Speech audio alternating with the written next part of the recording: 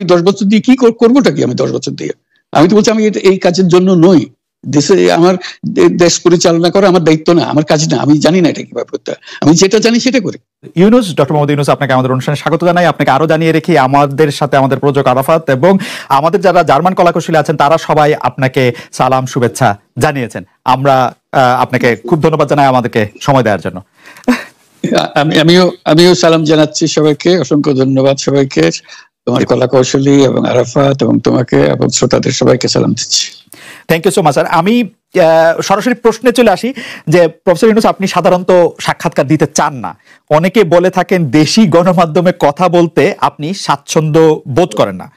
এর কারণ হিসাবে কেউ কেউ বলেন আপনি প্রশ্নের মুখোমুখি হতে হয়তো পছন্দ করেন না, আবার কেউ কেউ বলেন কিছু না বলেও আপনি যে দুর্যোগের মধ্যে আছেন, বললে না জানি কি হতো।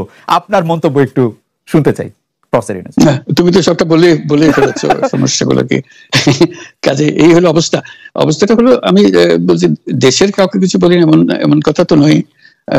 বাইরে বিদেশেও যে সবাইকে যে সাদরে নিয়ে আসি তাও না, তাদেরকে অনেক শর্ত দিই আমার এই কথাগুলো লেখার ছাপানোর আগে আমাকে বলতে হবে, যাতে আবার এমন কোনো কথা শব্দ এমন থেকে না যে আমি আর বিপদের সম্মুখীন হবো। আমি শুধু বিপদ থেকে দূরে থাকার জন্য এটা করছি, কারণ আমি চারদিকে বিপদের মধ্যে আছি। কাজে কথা না বলা, এটা একটা নিজেকে রক্ষা করার একটা সুবিধা আর কি। যত কম বলা যায় ততই হয়তো ঝামেলা থেকে বাঁচবো। সম্পূরক প্রশ্ন করতেই হয়, নিজেকে কতটা রক্ষা করতে পারলেন প্রফেসর ইউনূস? পারলাম না তো, এত তো খালি বাড়ছে। এখন তো বড় কঠিন অবস্থার মধ্যে পড়ে গেছি। কিছুদিন আগে হয়তো খবর পেয়েছে এই মাসের মধ্যেই যে 12 তারিখে যে ঘটনা ঘটলো, যে আমাদের অফিসের মধ্যে ঢুকে গেল লোকজন, ঢুকে বললো যে এটা আমরা এখন দখল করলাম, এখান থেকে আমরা চালাবো। এটা কি ধরনের আবদারের কথা? আমরা পুলিশের কাছে গেলাম, বললো যে আমরা এই ব্যাপারে কিছু করতে পারবো না। কাজে তারাও কিছু করলো না, তো আমরা যাবোটা কোথায়? পুলিশও কিছু করবে না, ওরাও জবর দখল করার জন্য ছুটে আসবে, আমাদের আইন কানুন কিছু মানবে না। আর আমাদের একটা প্যানিক সৃষ্টি করলো আমাদের পুরো অফিসের মধ্যে যত লোকজন আছে, বিশেষ করে মহিলা সহকর্মী যারা আছে, তারা খুবই ভীত সন্ত্রস্ত হয়ে গেল যে কি কারবার, কি হলো এটা। কাজে সমস্যার পরিমাণ বাড়ছে, কমছে না। সমস্যা পরিমাণ বাড়ছে, কমছে না। আমি একটু পিছনে আদালতে আপনার বিরুদ্ধে রায় ঘোষণার পরে আপনি একটা প্রতিক্রিয়া দিয়েছিলেন। সেই প্রতিক্রিয়া আপনি বলেছিলেন যে বাংলাদেশের একটি কথায় আপনি এরকম বলেছেন যে বাংলাদেশের প্রতিটি নাগরিককে অন্যায়ের বিরুদ্ধে এবং গণতন্ত্র এবং মানবাধিকারের পক্ষে এক কণ্ঠে কথা বলার আহ্বান জানায়।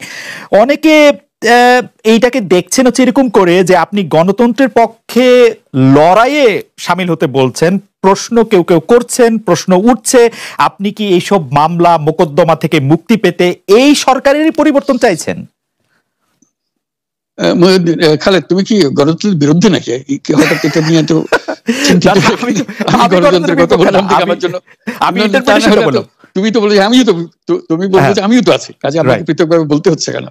আমরা সেটাই বলতেছি, কাজে আমরা কেউ গণতন্ত্রের বিপক্ষে না, সবাইকে স্মরণ করিয়ে দেওয়া যে আমরা সবাই গণতন্ত্রের পক্ষে, মানবাধিকারের পক্ষে, আমরা ন্যায় নীতির পক্ষে, রুল অফ লর পক্ষে। এগুলো না থাকলে জাতি হিসেবে আমরা টিকে থাকবো না তো। কাজে যখনই মনে হচ্ছে যেগুলো এখন ফরেন ওয়ার্ডস হয়ে গেছে, তাতে মনে হবে যে আমাদের সমাজ হিসেবে আমাদের দায়িত্ববোধ অনেক বেড়ে গেল, এগুলোকে প্রতিষ্ঠিত করা, সোচ্চার করা, মুখ ফুটে বলা, এটা সবাইকে বলতে হবে, মুখ ফুটে বলতে হবে। আমার বিরুদ্ধে অভিযোগ হলে আমি বলছি না বলে, আপনি বলছেন না কেন? একবার বলে এখন তোমার প্রশ্নের সম্মুখীন হয়ে গেলাম। অনেকে বলছেন না আপনি তো শতবার শতমুখে গণতন্ত্রের কথাই বলবেন, আমাদের সবারই বলা উচিত, কিন্তু প্রশ্নটা এমন ভাবে তোলা হচ্ছে যে আপনি আসলে আপনার রায় ঘোষণার পর আপনি বলছেন গণতন্ত্রের কথা, মানবাধিকারের কথা। অনেকে বলছেন যে এই কথা কি আসলে যেহেতু ব্যাপারটা আপনার উপরে আসলো তখনই আপনি আসলে বললেন কিনা, নাকি আপনি আসলে বলতে চান না, আপনি আগে যেরকম বলছেন? হতে পারে, মুখ যখন বন্ধ থাকে কোনো কথাই বলা হয় না। এখন যখন মুখ খোলার সুযোগ হয়েছে, সামনে ক্যামেরা নিয়ে দাঁড়িয়ে আছে, মাইক্রোফোন দিয়ে দাঁড়িয়ে আছে, কথা বলছি, কাজে মনের কথাটা বললাম আর কি, যেটা মনে ছিল বলা হচ্ছিল না সেটা বললাম। এটা আমার ধারণা এটা সবারই মনের কথা, সেটাকে প্রকাশ করা। তারাও চায় যে তারা বলুক, আমি বললে তাদের মনে সাহস আসে যে উনি বলছেন যখন আমরা বলতে পারবো। প্রফেসর ইউনূস, আপনি যখন বলছেনই তখন আমি এই কথাটাকে একটু ইলাবোরেশন আপনার কাছ থেকে আশা করতে পারি যে আপনি যখন বলছেন যে গণতন্ত্র মানবাধিকারের পক্ষে এক কণ্ঠে কথা বলার আহ্বান আপনি জানাচ্ছেন, আপনার কাছে কি মনে হচ্ছে যে গণতন্ত্র মানবাধিকারের পক্ষে এখন বহু পক্ষ বহু কণ্ঠ, এটা আসলে এক কণ্ঠে কেউ বলতে পারছে না বা সাহস পাচ্ছে না বা বলছে না, এরকম আপনার মনে হচ্ছে কিনা? আমার মনে হচ্ছে তাই, কারণ বলতে পারছে না তো, মুখ খুলে সব গণতন্ত্রের কথা বলতে পারছে না, যে সেটা বলা, এক বাক্যে বলা, পরিষ্কার কণ্ঠে বলা, এটা আমাদের সবার দায়িত্ব, তো জাতীয় দায়িত্বটা, যে না হলে গণতন্ত্র বলে কিছু থাকবে না আমাদের জন্য, আদৌ গণতন্ত্র বলে কিছু থাকবে না। একটা প্রশ্ন করি যে বর্তমান সরকার আরো স্পেসিফিক ভাবে বললে, প্রধানমন্ত্রী শেখ হাসিনা স্পষ্টতই আপনাকে অপছন্দ করেন, অনেক কিছুর জন্য আপনাকে দায়ী করেন, পদ্মা সেতু এবং এই সেই, এর কারণ কি বলে আপনি মনে করেন? আপনাকে কি তিনি তার প্রতিদ্বন্দ্বী মনে করেন, নাকি সত্যি তার কাছে এমন কোনো তথ্য রয়েছে যে আপনার বিশাল কোনো রাজনৈতিক অভিলাষ রয়েছে, আপনি কি রাজনৈতিকভাবে তার প্রতিদ্বন্দ্বী হয়ে উঠছেন বলে তিনি আপনাকে অপছন্দ করছেন, না কি কারণে, আপনার কি মনে হয়? আমার মনে হয় উনি মনে করেন যে আমি দেশের সর্বোচ্চ ডাকু, সন্ত্রাসী, কিংবা আমি অপরাধী, আমি সেরা চোর, এই জাতীয় জিনিস মনে করেন। কাজে সেগুলো ব্যাখ্যা করেন উনি তার মুখে।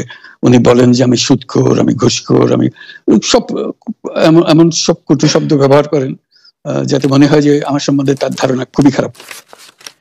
কিন্তু এইটা তো এরকম ছিল না। আমরা দেখেছি যে 96 থেকে 2001 সাল পর্যন্ত নানাভাবে এই সরকারি বা আওয়ামী লীগ সরকারি আপনার সাথে, বা আপনি আওয়ামী লীগ সরকারের সাথে একসাথে কাজ করতে কোনো সমস্যা হয়নি। আপনি এইটার জায়গাটাকে একটু, ব্যাকগ্রাউন্ডটাকে আমাদের একটু বলা যাবে যে আপনার কাছে কি মনে হয় কেন এই শত্রুতার বা কেন এই অপছন্দের বিষয়টা একটু সৃষ্টি হলো বা তৈরি হলো?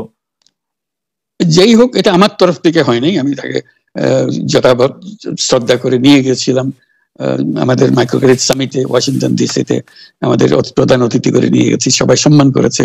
কারণ এই মাইক্রো ক্রেডিটটা তখন পৃথিবীর সামনে আসছে, বড় আকারে আসছে, এবং এটা বাংলাদেশের অবদান হিসেবে সবাই স্বীকৃতি দিচ্ছে।